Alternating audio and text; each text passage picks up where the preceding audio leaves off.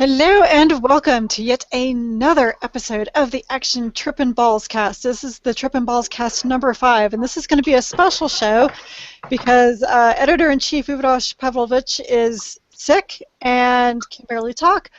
But who cares? Because we have Vincent Massa, who's actually joined us today. Yay, Vince! Yay. Say Hi. Yes, Vince is one of our review editors. He's a PC master race. Basically, he talks to me about why stuff is better on PC versus console, and I roll my eyes and fall asleep at the table. But we were very happy. She's not qualified to operate a PC. I'm on a PC, so you can get off my back about that. But anyway, but that's not our topic of the day to discuss why Vincent sucks and why I am awesome. Our actual topic, because we have all three of us here, and we all write a lot of reviews. Like I'm probably in the middle of about 4 reviews right now, and Vader's in a couple of reviews. Vince is ready to get into his preview for Star Wars Battlefront because that beta starts. I just got my code today. Nice. So we were talking about the difference that we experience as game reviewers, because this is a game reviewer problem. The difference between playing games for enjoyment for ourselves and playing games for review. Yeah, like the distinction between it's basically the thing where your hobby becomes your work, and the distinction between having fun and playing the games you want to play, as in you like passionately want to play. Like I don't know, first I don't know, for you that may be Elite Dangerous or something, versus the game like you have to review professionally and then see it as basically entertainment for people who like it. So you have to retain some objectivity while you're playing this, and you're like, really, I'm not having fun. This is not. So you have to like suppress all that stuff. That's kind of, sometimes it really gets me like it just brings me down when I have to write a review about a game I like seriously don't like. So in the whole talk about objectivity, I mean, everybody wants to have an objective review, but I'm sorry to say, it's fucking impossible to have an objective review because there are people who are reviewing something, and we all have our likes and dislikes. Like, for example, like when I reviewed Mad Max, I like that particular style of open world. Some people love the style of open world like that you'd find with Skyrim, where it's like you are plunged into this huge open world, go. And I don't like that. I need a story. I need a purpose. I need, I need a reason to go out and do things. So for me, if I reviewed Skyrim, I would have a hard time with that because I'd be like, oh, I'm so fucking bored with this. But at the same time, I have to also understand that it's not my thing. So I have to take away, I don't like this, but what does it do well? Is it because I don't like it because I don't like the type of game that it is, or do I not like it because the gameplay sucks, the mechanics are awful, the story is boring? What is there to it? Yeah, but I mean, I cannot. I don't know for Mad Max like what the situation is because I haven't played it. But Skyrim did have kind of a good story, even though it was relatively short. I don't know I couldn't get to it. I was too fucking bored. No, there was a common theme running through it, similar to the Fallout titles, and you didn't have to follow it if you didn't want to. I think the difference between that and Mad Max is that Mad Max, you have the side quests that you can do to make the overall main quest easier to level up. And I don't know. My biggest problem in Vader, I've talked about this before, is that it seems like the open world, while it is open world, too many of them strike him as the same, whether it be not so much GTA Online, but Mad Max, and there were a couple others that we did earlier this year where it seemed at first it was kind of cool, but then it's like, why does this seem so familiar? Well, you were playing Dying Light, wasn't it? Dying Light, yeah. Dying Light suffered from this symptom, if I remember. Well, it seems like a lot of them are like that nowadays, though. It's like they're not bad. I mean, not bad games. Like really, you get into the mechanics of it, and you see that people who made these games, they obviously knew how to polish the gameplay mechanics and make it good, right, and interesting for people. But this open world thing is becoming like a trend that's kind of getting out of control, and now you see the latest thing, which is No Man's Sky, which is suddenly like this it was a tiny indie project, and but given the scope of the game and the ambitions the developers have, now it's like a mainstream attraction. It's something that really interests people. So we're like making this game that's gonna generate content on its own.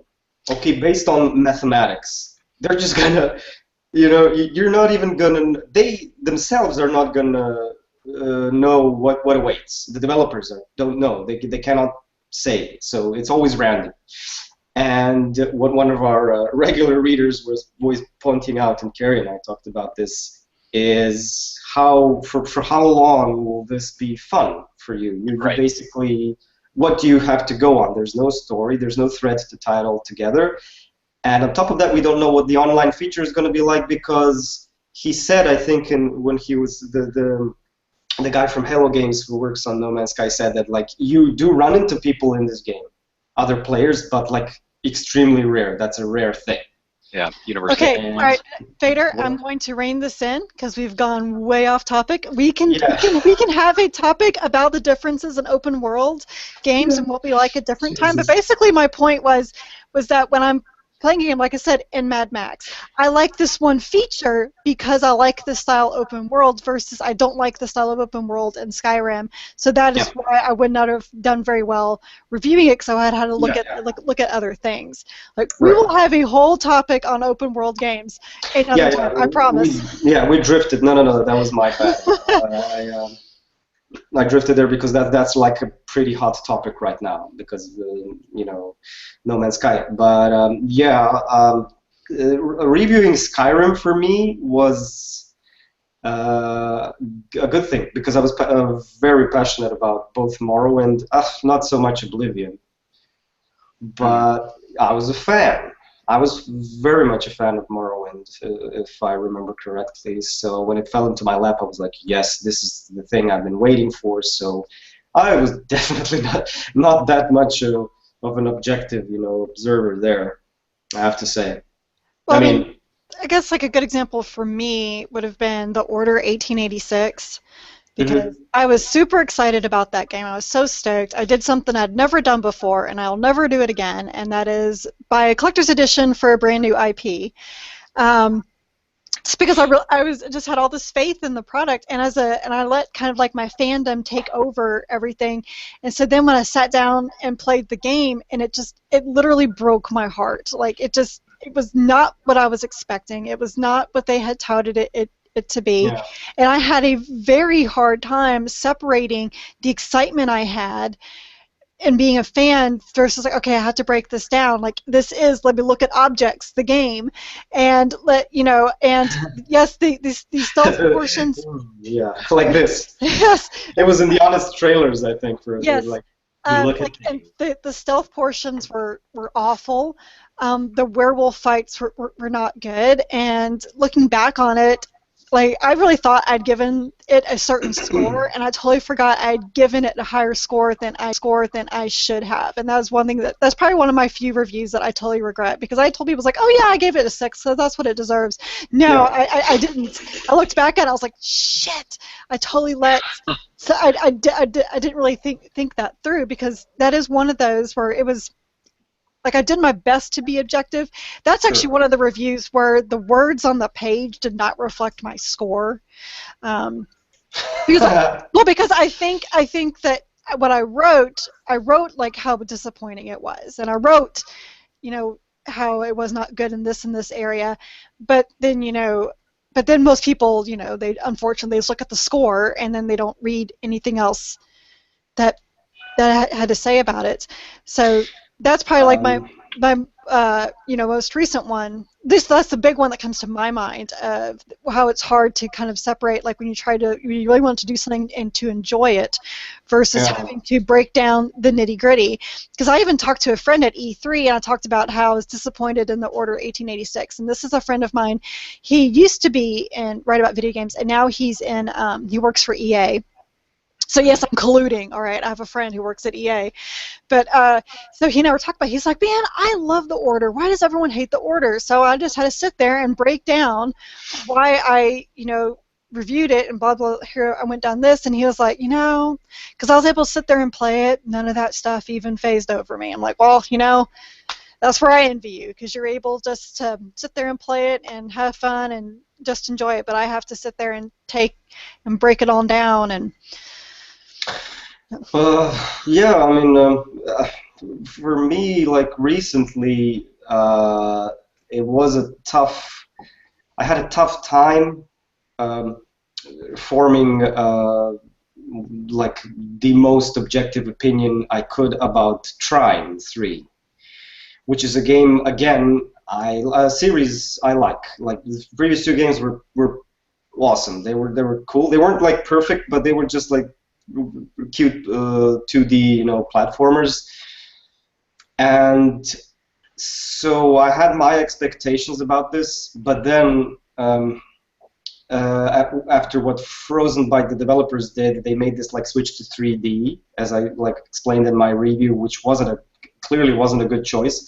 And then later on, they themselves admitting that we were way too ambitious with this. So now I'm like, I feel sorry for these guys, because they clearly they have some talent. They make one of the most gorgeous like in-game art I've ever seen. And the mechanics of the game, it still has potential. You can see some pretty cool ideas in there, but they were clearly just not polished or well executed. And then this is like, what am I supposed to do? I'm just like supposed to, trash this game entirely because, it sucks, it's too short. And I already know that there's this whole community outrage from fans and people who bought the game and were like, what, this is it? Are you kidding me? I mean, we expected more. I mean, so there I was like, I actually wanted to give them a higher score out of pity or something like that. So you have these conflicting emotions about a game. That's also tough about reviewing games, not just your personal preferences about something or having fun or enjoying something. I don't know if we should all go. Vince has the best formula for this, I think. When in doubt, you just give it an 8.0. Well, that's not always true. Yeah, of course not. I'm kidding. Right. But it gets kind of it gets way too often. It gets into this area where you're like, should I be honest that I'm really not having fun right now? And a lot of people so, yeah. are having, yeah. Well, I think that's the point, is that, and that's kind of been always a personal way that I've looked at things, is that just be honest, don't be mean, don't try to make a name for what you're doing or your site by trying to come up with the best zinger. Just be honest with it.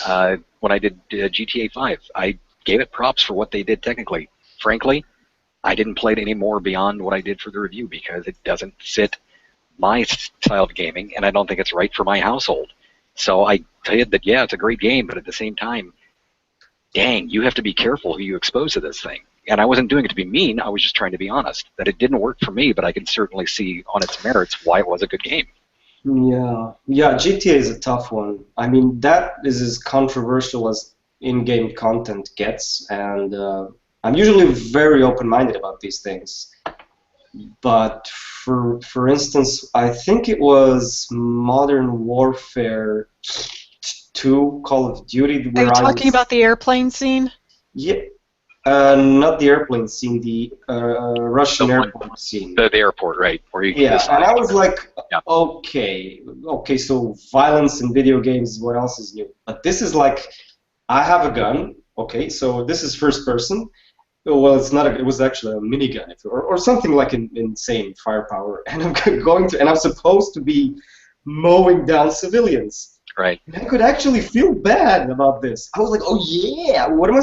This is okay. This is not fun for me. So I had to explain that in the review. I was like, I don't know if there are people who are supportive of this kind of like content where you can okay, so it's in a specific context within the game, so it makes sense, you know, and you're experiencing it from the villain's perspective or something. And I was like, I cannot relate to that. I'm sorry, I barely like passed through that. I was actually feeling sick at some point, and because it was made to look great, right? It was realistic. Right. Yeah. Okay. This is okay if it's meant to be immersive. I guess it worked. But you know, that's too much for me. That was a very personal thing for me, and that was again, it was difficult to give a score because the rest of the game was good. Yeah, probably if you had ever asked me to review DMC Devil May Cry, the reboot, I don't know if I could have reviewed it because I couldn't finish the game. Because I played the game. Unfortunately, I got to a point where I got to a certain boss fight where you have to kill an unborn baby. Oh. And yeah.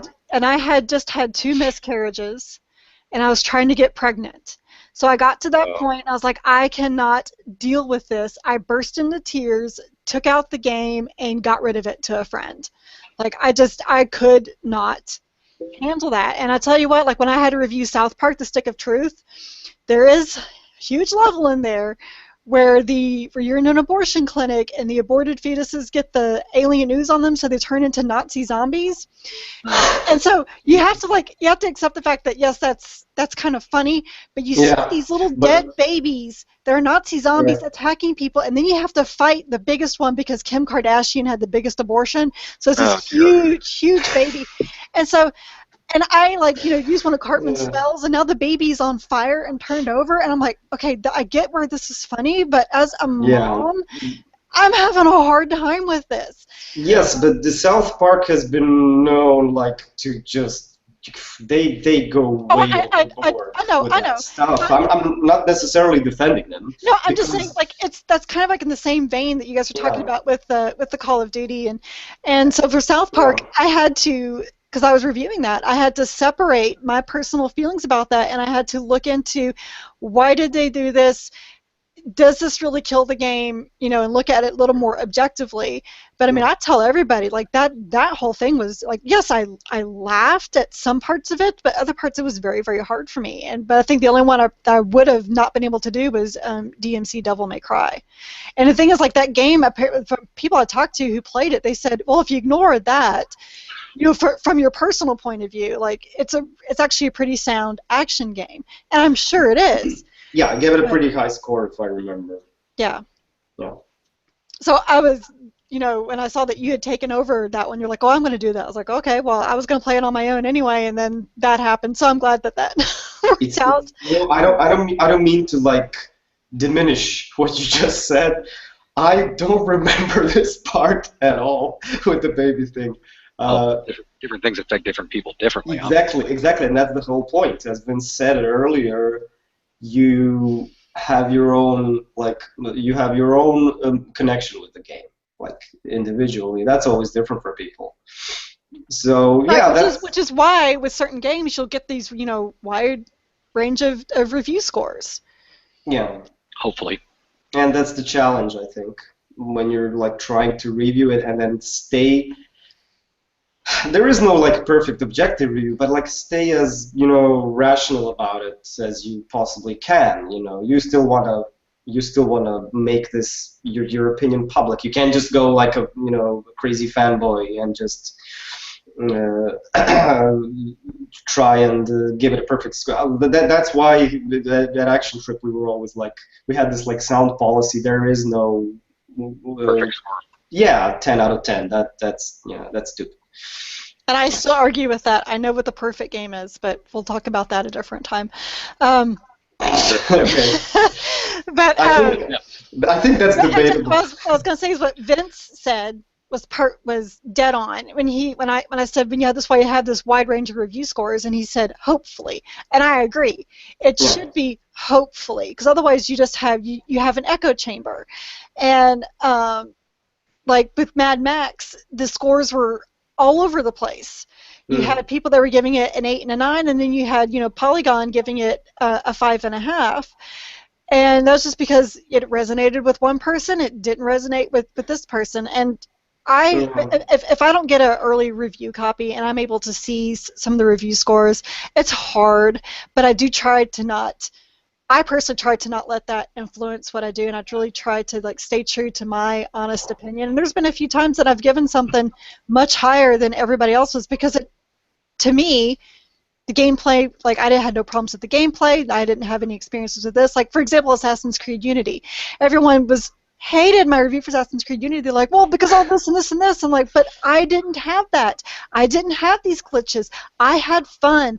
I enjoyed doing this. This was great for me. Everything was just fine for me because that was my experience. Because that's what you have as a reviewer. You can only go off of your own experience. You can't go off of what everybody else experiences. Yeah, well, that's true. But what I was kind of thinking about the other day, like with recent titles that I played, which were Metal Gear Solid 5 and The Taken King. So these are games that I finished reviewing, and I put a lot of time into reviewing them. And then when I was finally finished, I go back to these games. Now that doesn't happen very often for me. When I'm done with a review, I usually am done with the game. It's just there are very few games that I keep on to continue, and this was kind of okay now. So this is cool. I actually reviewed the games that I liked.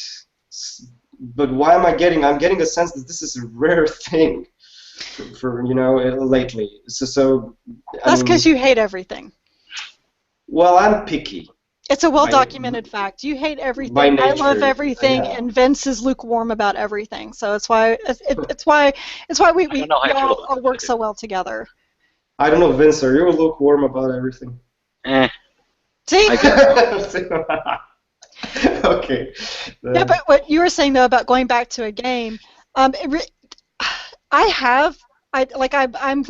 gone back to Mad Max because I had to burn through Mad Max, and I hated that because I felt like I didn't get the full experience with it, that I had to burn right through this because it is so big and there's so much to do. So I've gone back, I've loaded up an earlier save, and I've gone back and I'm going through the area because it's just so much fun, and I want to see, honestly, as Vince said, how much easier, because I'm going to guess a lot, if I clear out. Kind of like Infamous. Infamous makes your life so much easier if you clear out all the areas and you go through. Same with Assassin's Creed.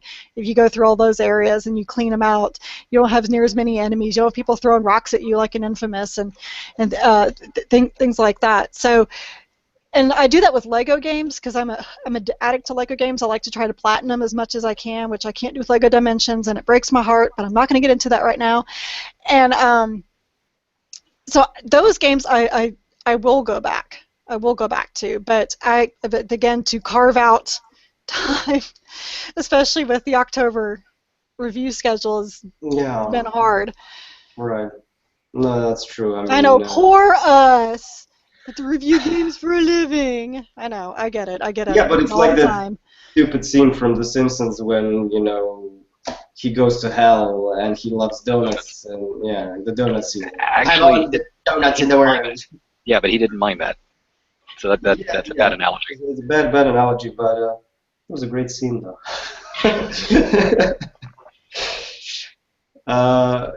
As for playing like the games we want to play, I am picky. I'm very choosy about that stuff. Well, how do you try to fit in games that you want to play in the middle of your review schedule? Because I don't know about you guys, but I have this stack right over there of, like, do you see this Final Fantasy XIV Heaven's Ward right there that's still in its wrapping? I thought that was a car battery. No, that's Final Fantasy XIV Heaven's Ward that I have not even had a chance to open and play because I haven't even had a chance to play A Realm Reborn because that's just where I am in my life. Yeah, I don't, basically. If ever I'll get hooked, like on a game, and then the only time I can play it is late at night, at which point then I don't get any sleep, and that kills me. So I don't know about Vince, but... No, you just, unfortunately, you put it on the to-do list, something that you have to get out of the way first. Otherwise, it's not going to happen.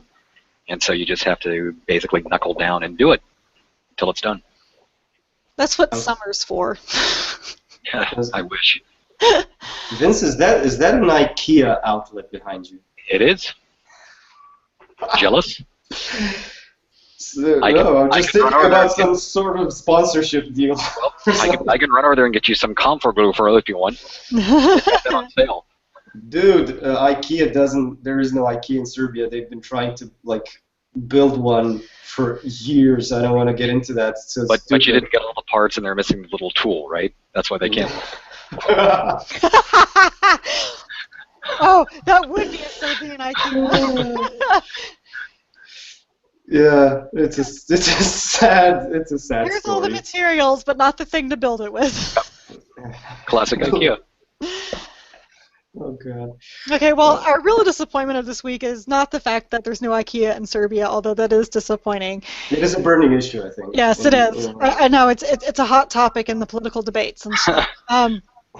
But the big thing has been kind of the whole Star Citizen.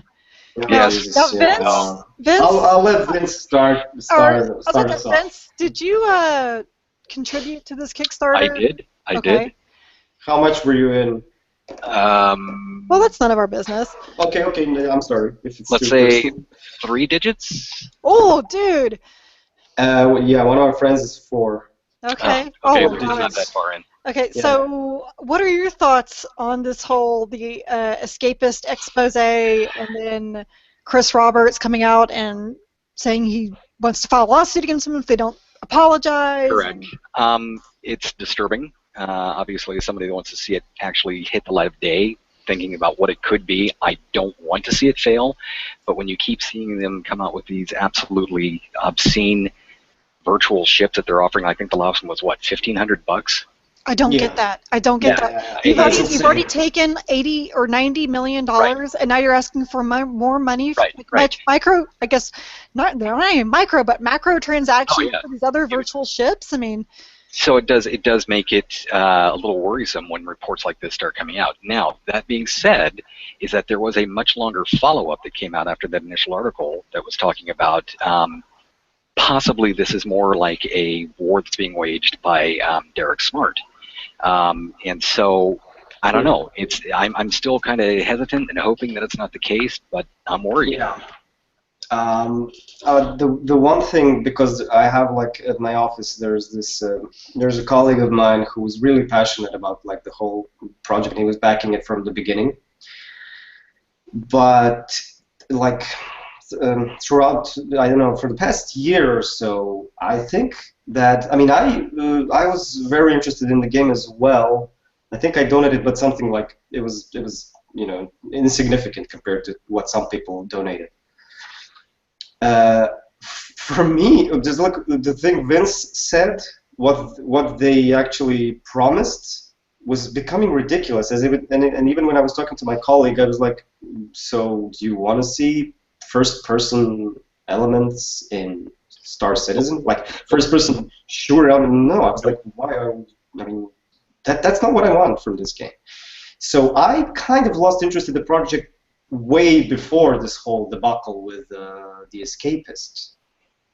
That was me. I haven't lost interest in it entirely, and I too would like to see it come out eventually.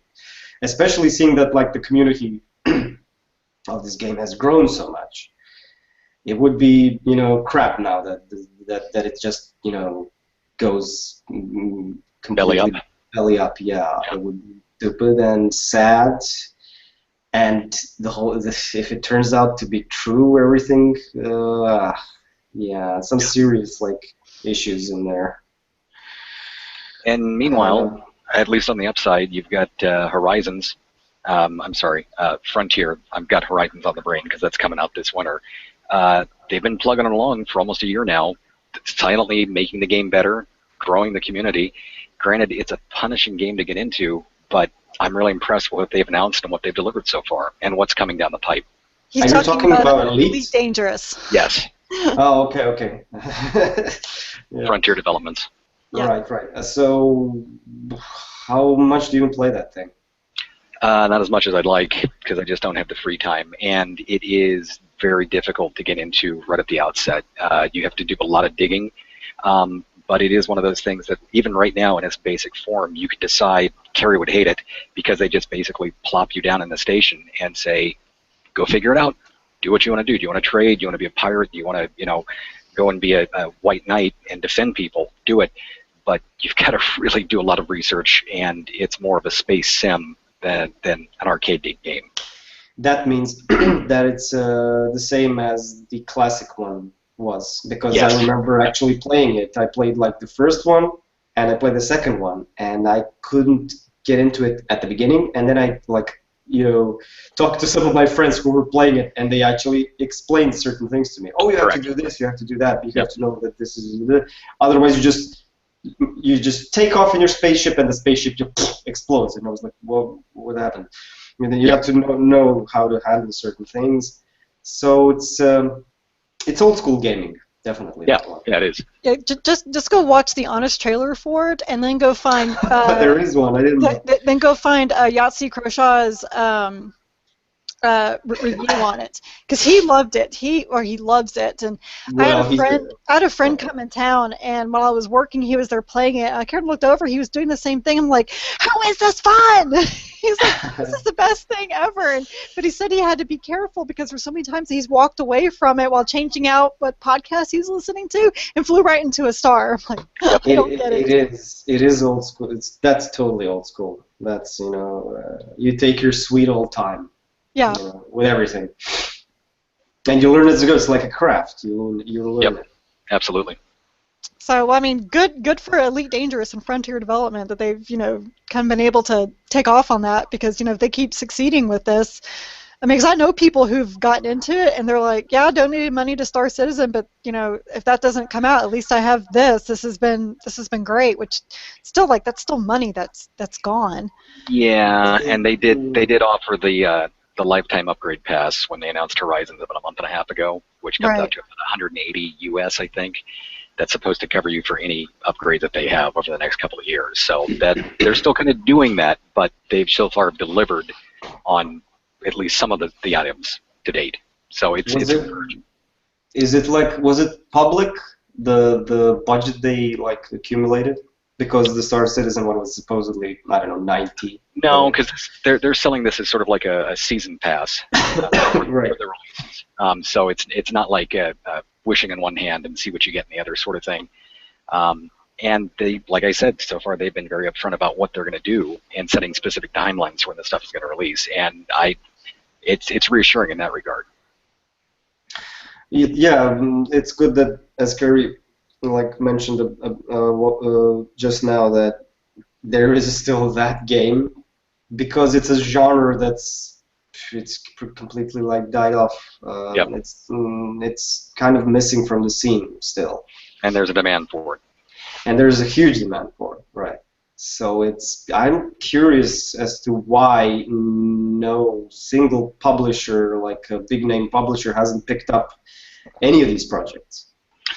Well, you had, and not to get off on a side tangent, but you have some games that they try to do it, like X3.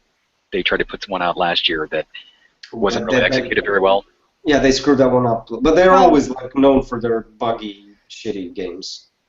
I mean, the launch version, anyway. I tell you what, though, if Star Citizen gets a publisher at this point, there'll be a lot of people angry, and they should be.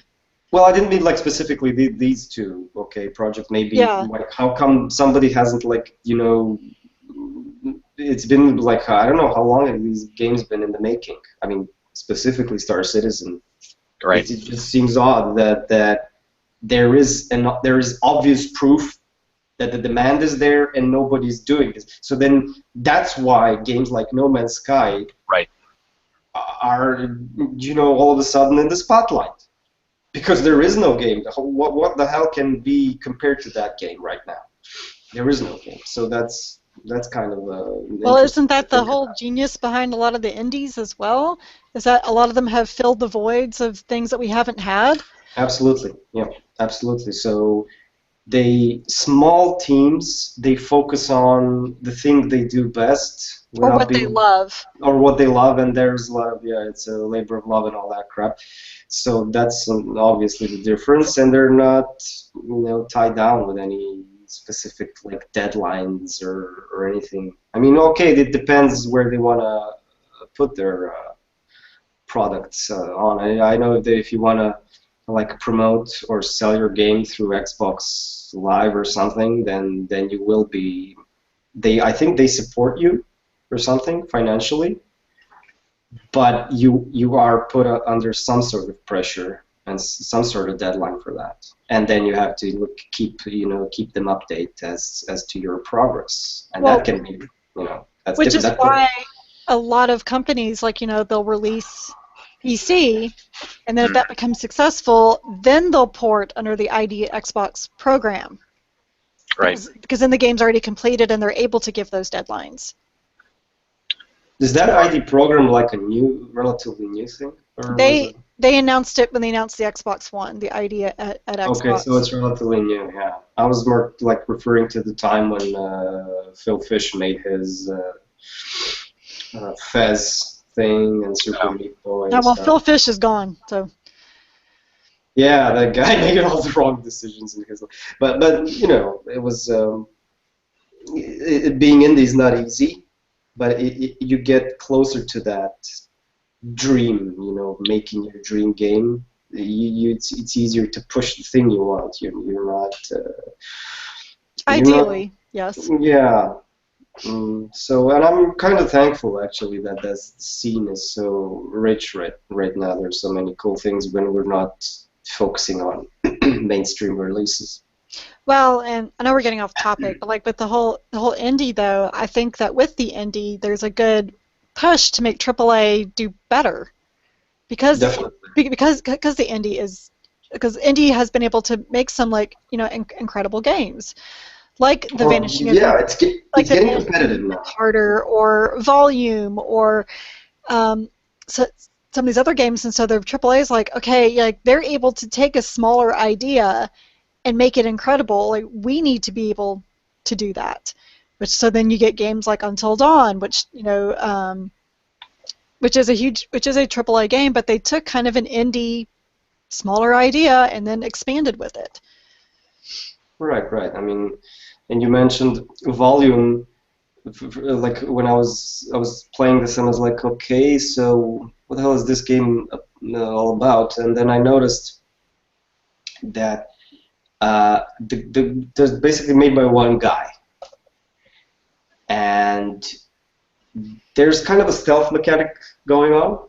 It gets fun as you progress, but what I kept noticing is that as you progress, the story gets more interesting. So this guy focused on the story as much as he did on gameplay. And then you have you have character depth, and that's pretty cool to have, and especially in an indie game, you have this dialogue between an AI and the main character. And if this one guy was able to make such a compelling environment for a game, so what the hell are all these other people doing? Why couldn't, I know this is absurd to ask, but Star Citizen could have offered, for the budget they had, a whole lot more to show okay, people, this is what we did. I think Star Citizen fell under scope creep. Yep. And then it stopped creeping and it just fucking invaded. Yep.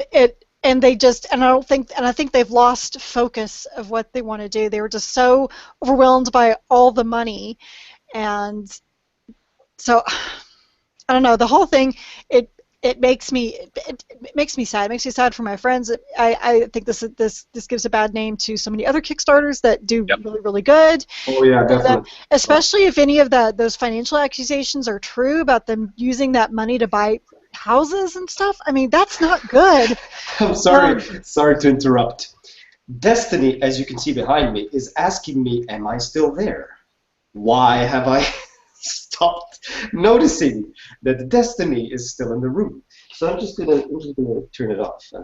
Okay, so apparently Urosh has been playing Destiny. What was that, Vince? Really? I said don't do that. That's not good. You can't just stop cold turkey like that.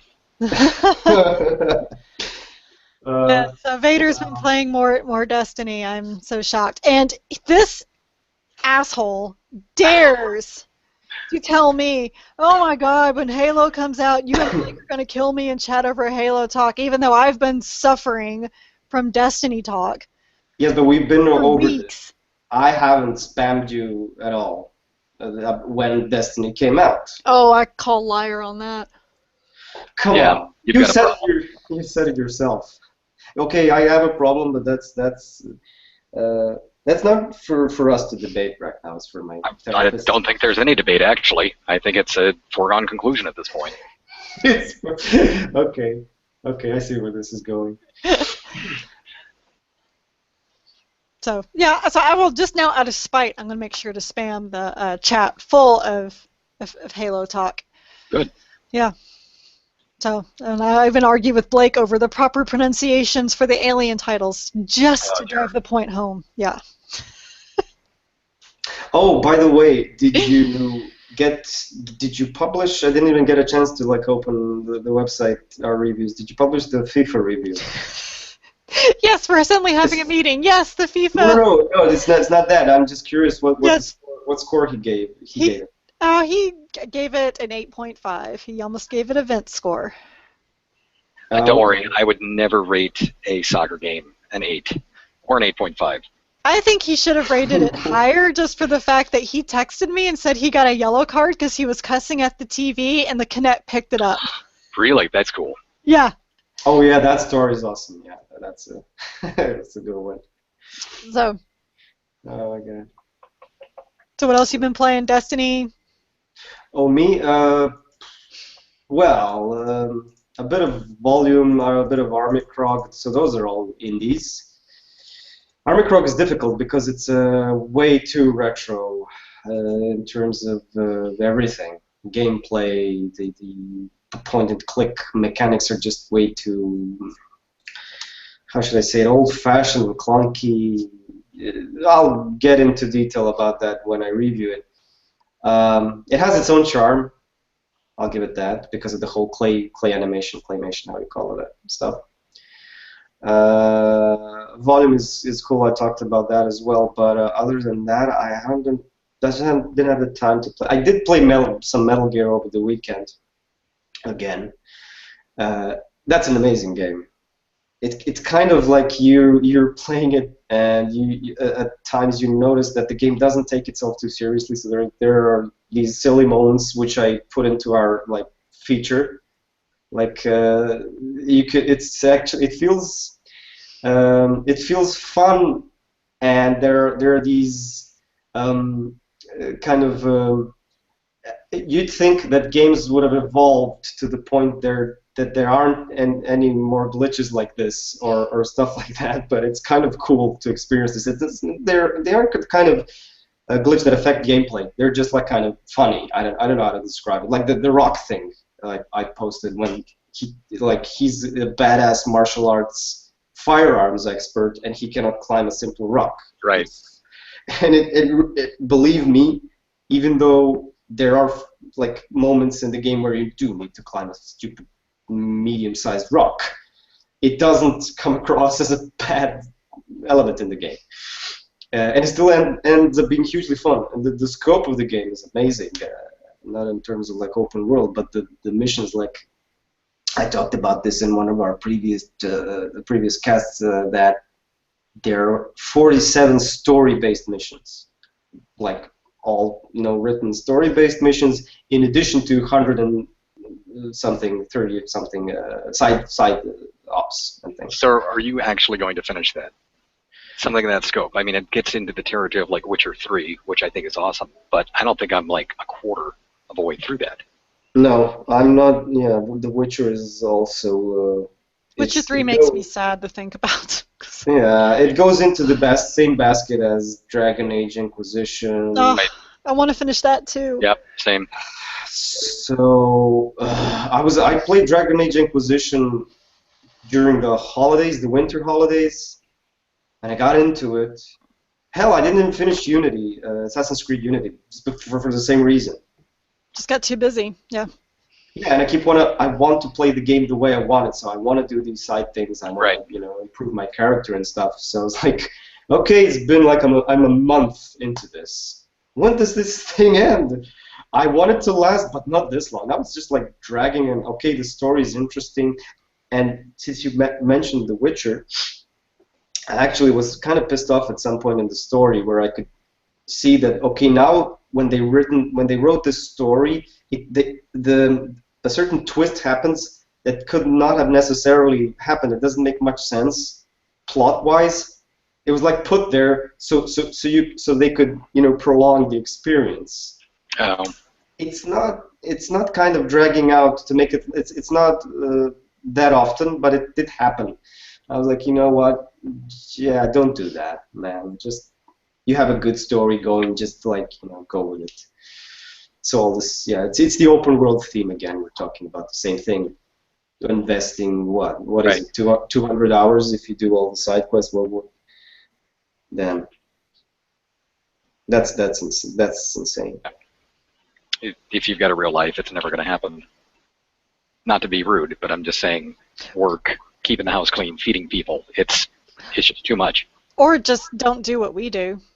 I mean, What? Absolutely everything in it?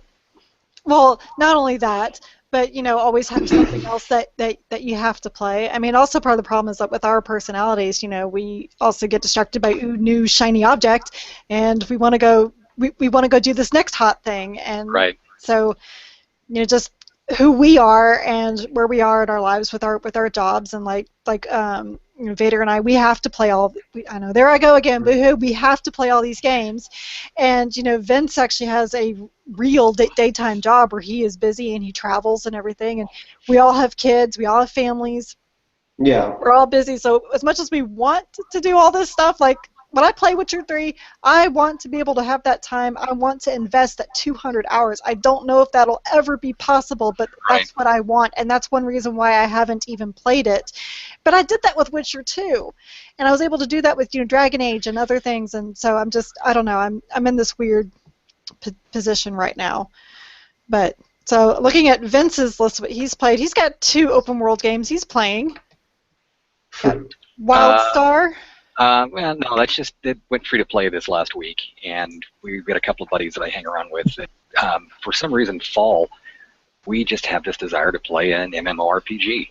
And so we liked WildStar when it came out, but again, real life just got in the way, reviews got in the way, we just couldn't invest the time that it would take to justify paying a monthly fee for it. You pay that $15, you feel like it's almost, you should be spending time in it. Right. So we set it aside after a couple of months. But now that it's free to play, it's something that we would definitely want to see what changes they made, go and revisit it. And if you can only spend an hour or 2 in it a week, that's fine because you're not putting money down the drain. Right. Is WildStar like a thing still? Are many people playing it? Actually, I don't know about the total numbers. I know that obviously with it going free to play, it's had a big upsurge. To the point where actually they're having to add on a couple of more interim servers to allow people to get through the big wait queue. But they've definitely worked hard to make it appeal to all levels. I mean, if you want to be the casual guy, you can. If you want to be the hardcore raider, you can. It's well animated, nice visuals. It's got a lot of different classes, and it's a really well put together game. Who made that again? It's being published by NCSoft, and it's slipping my mind. Let me look that up really quick. Wasn't it like a known developer who used to have experience with MMOs?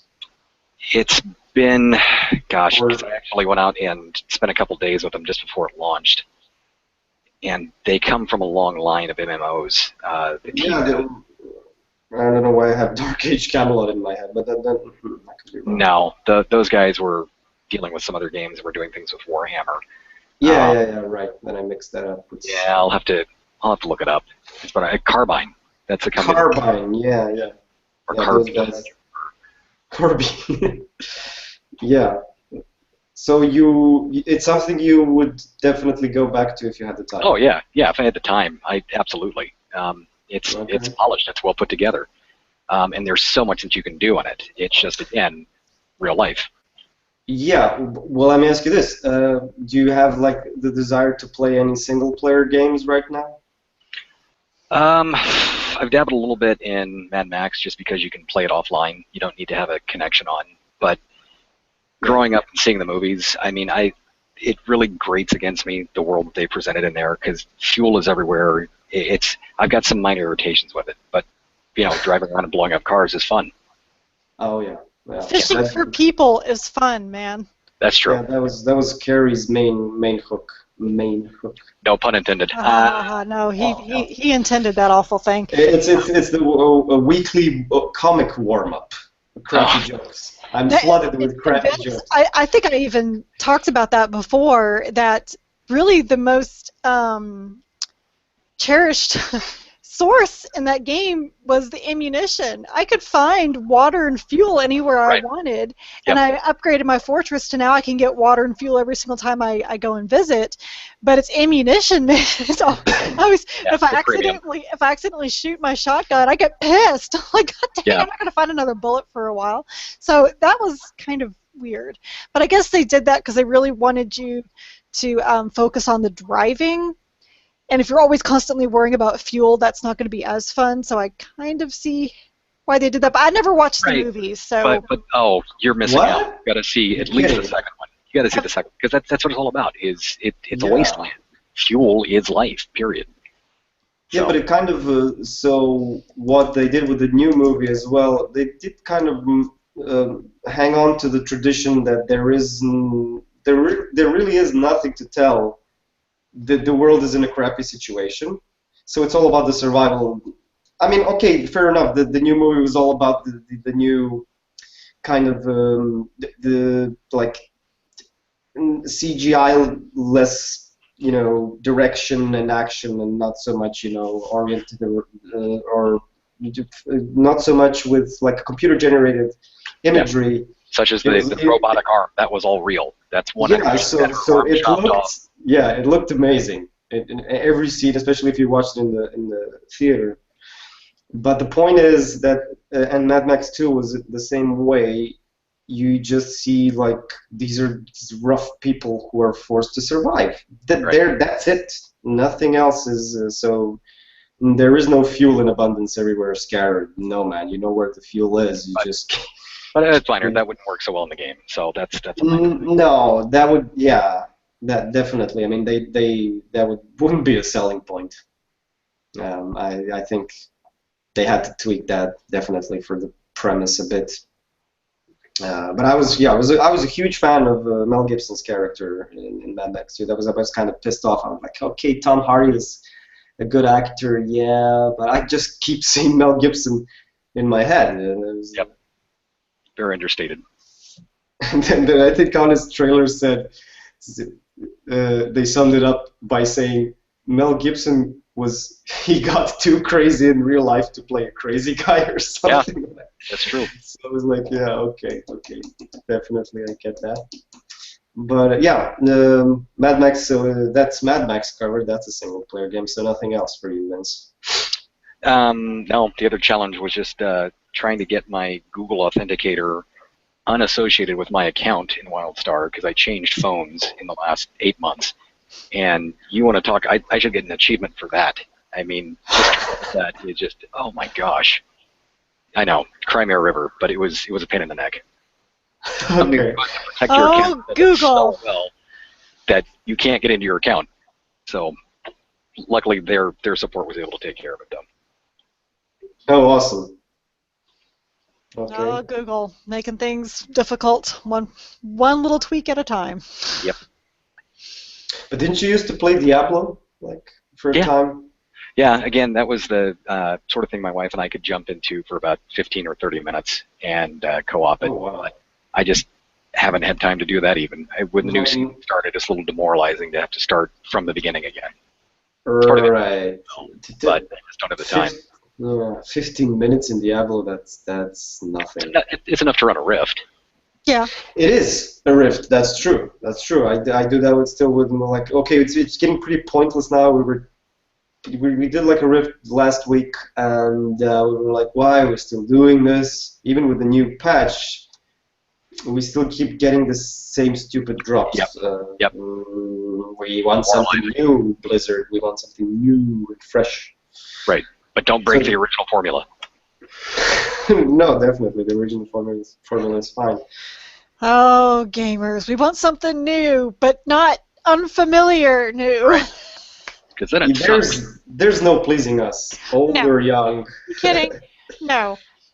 People 'Cause, say they want stuff that's new, but they don't. Right. It's really Are we sad. are we gonna try and wrap this up? Because I'm Yeah, gonna bite a sandwich now. I'm getting hungry. I love it. He's the one who's there yapping, and he's like, "Are we gonna wrap this up?" Like, well, stop talking, man. Oh, I'm sorry. I'll stop talking.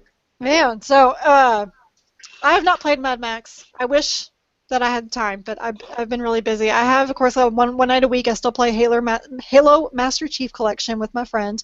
We finished Halo 2. This is the first time he's ever played Halo 2. So I kept my mouth shut about the ending. He knew it was bad, but he didn't know how bad. And so we're playing it, and we get to a certain point, and even I'm like, I think we have more to do. And then I hear, Chief, what are you doing on that ship? I'm like, oh shit, because I really did feel like there was more to do. You just get that feeling. I remember there being more, and my friend he was like, oh, cool, so we're gonna go do this, and it's like, yeah. And he goes, so Chief, what are you doing on there? What are you doing there? Finishing the fight. Then it goes to black, and Drew went, what? What the fuck? Oh my god! And then he just cracked up. And he's like, I totally see why everyone was so angry. I said, that's the reaction that I had. I just burst out laughing. Yep. That was a huge outcry after that ending. Yeah. I mean, we've already mentioned, I think, in one of our previous casts that, okay, they did kind of compensate with the multiplayer portion of the game. Well, that was obviously what their focus was. Yeah, so I get that, but man, was that was yeah. So that was I got a good laugh out of watching his reaction. So, yeah, that was golden.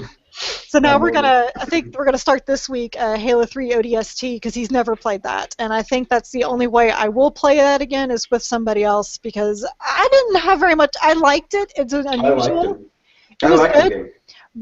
But I was not a fan of being a human, where I had to go get health. There was lots of angry gorilla men, the brutes, with hammers running at you, and so. Also, it wasn't a very huge game either. It's pretty fast. It's short, but one thing, I mean, there's a lot of things I liked about it, like the fact that it was very open in how you could approach things. Like, I never killed a single hunter. I saw them coming, and I found another way to get around them because I'm not doing that as a regular human. Fuck no. So, so there was a lot of stuff about that, and the whole idea about solving a mystery was always fun too. But again, it's not one I really want to play by myself, so that's what I think we're gonna do. And then of course I'm playing a lot of Lego Dimensions. My review for that is already up. Oh, I missed that. Yeah, it went up. It went up yesterday. Yesterday. Noah did not give it an 8.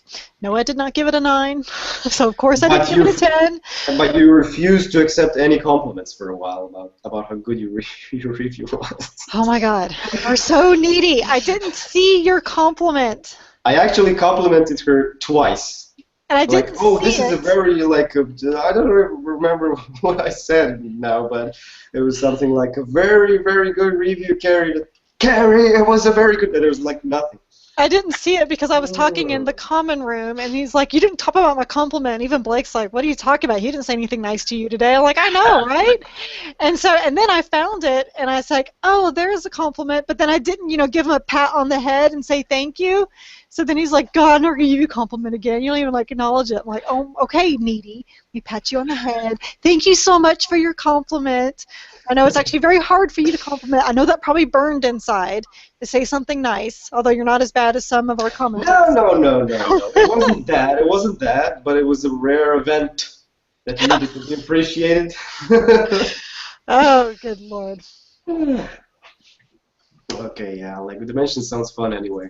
It is, but that paywall, they just shove it in your face, and it's just kind of sad that the only way I'll be able to 100% complete it is if I buy everything, and I don't want to buy everything. I don't care about Doctor Who. I don't care about Ninjago or Chima or anything like that, and I probably wouldn't have cared about the paywall so much if they hadn't taken a feature that they've always had in Lego games and then made that be the paywall. So Yeah. that, you know, 'cause, I mean, that's one thing. And you know, whenever I, you know, even if, like for Skylanders or Disney Infinity, yes, there's all these toys that you can buy, so you can do everything.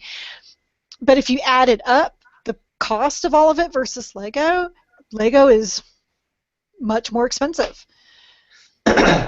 Right. So, but anyway, that's all in my review.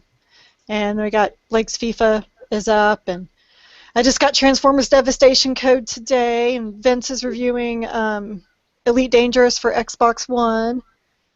Which is, again, as with any MMO, is going to be just a snapshot of it now, because there's a Right. lot more coming within the next few months. So. That's all you can do. And of course, Vader's got indies. He's got indies out the wazoo. You might want to rephrase that. That sounds a little bad. I'm keeping with it. All right. Yeah. No wonder this chair felt a bit uncomfortable. But yeah, I do have that. And Star Wars Battlefront, apparently, I'll be jumping into that as well. And I'll be playing that on the PC. Man, I wish I had time to jump into Battlefront. I might try. I mean, I got a beta code. I want to, but man, I got too much other crap to do. I know. Cry me a river again.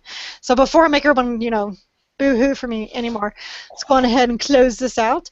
You can. Okay. So, you know, we ask that you subscribe to our vidcast, which you can do to our YouTube by subscribing to our YouTube channel, where you can get all of our weekly vidcasts, our unboxing videos. We're putting up gameplay videos up there as well. I hope to eventually start streaming stuff. I just have to figure out what I could stream that would be interesting. I guess I just don't feel like people, but me running around in Mad Max and fishing people out of cars would be that interesting for 2 hours. But what do I know? All of us are on Twitter. You can follow me at Crunchy Chocobo. Vader is at UrayVader. And the site is at action_trip. And Vince is on Twitter technically, but he never posts. He is a tubby lumpy. You don't, dude. You don't. And of course, we ask that you read actiontrip.com each and every day. We have Vader and we have interviews coming up that we're so excited about. I'm super excited about mine. Definitely does. So I'm happy. I'm happy about that as well. But you know, it's been a busy week. That's all I'm gonna say. It's busy, but you know what? It could be worse. We could be bored and without jobs. This is true. This is very true. And with that wonderful happy note, we will catch you all next week. Maybe we'll have Vince, maybe not. Hopefully. Like having Vince. It's nice to have somebody else to, you know, make fun of Vader with me. Oh, yeah, anytime. Okay, Vince, you will not be a guest on this show again. Okay, well, it's been nice. Thank you. It's been nice. All right, well, we will see everyone next week. Bye-bye. All right. Bye.